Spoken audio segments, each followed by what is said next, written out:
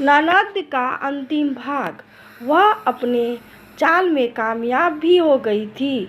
स्वाति ने भी एक दिन तंग आकर अलग घर में रहने का निर्णय ले ही लिया, क्योंकि वह रोज रोज के झगड़ों से परेशान हो चुकी थी और शांति चाहती थी।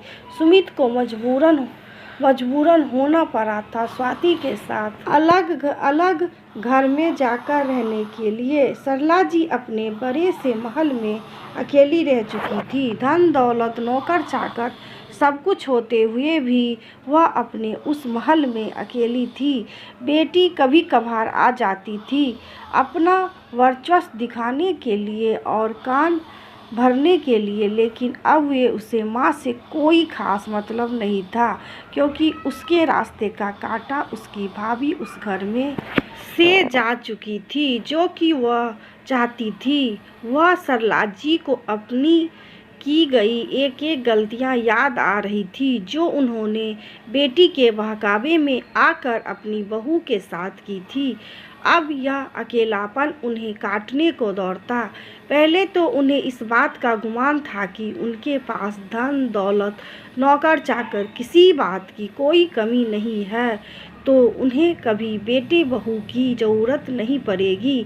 लेकिन आज सब कुछ होते हुए भी वह खुद को अकेला महसूस करती थी। वह बेटी जो बड़ी बड़ी बातें किया करती थी, उससे अगर सरला जी एक रात भी अपने साथ रुकने बोल देती थी तो 10 बहाने बनाकर अपने ससुराल चली जाती थी, क्योंकि उसे पता था अगर यहाँ रुकेगी तो माँ की सारी सेवा उसे करनी पड़ेगी, जो कि वह करना नहीं चाहती थी, क्योंकि उसके हिसाब से सेवा करने की जिम्मेदारी बेटा बहू नहीं रह सकती।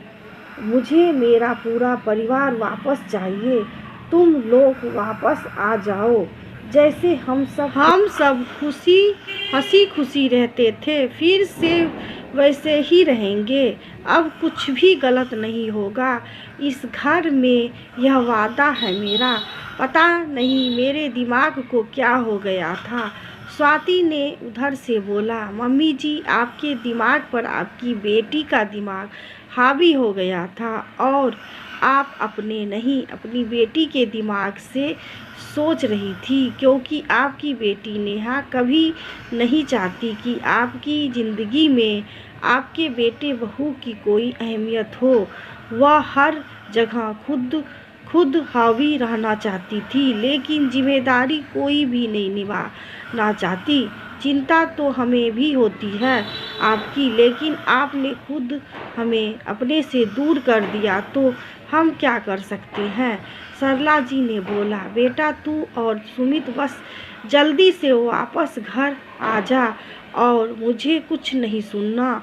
मैंने कह दिया तो कह दिया, चुपचाप वापस घर आ जा। स्वाति ने बोला, बिल्कुल मम्मी जी, मैं आ जाऊंगी, लेकिन बस मेरी एक शर्त है। आपकी बेटी नेहा हमारी ज़िंदगी में कभी कोई दखल अंदाजी नहीं करेगी। वह आए, बस अपनी माँ के पास आए, बातें करे, खाए पिए और अपने ससुराल जाए। उससे अधिक उसे मायके में दिमाग लगाने की कोई ज़रूरत नहीं है। यह बात उसे अच्छे से समझा दीजिएगा, नहीं तो इस बार मैं उसे समझा दूँगी, क्योंकि आप हमारी जिम्मेदारी हैं और अगर आपको कुछ हो गया तो हम अपने आप को कभी माफ़ नहीं कर पाएंगे।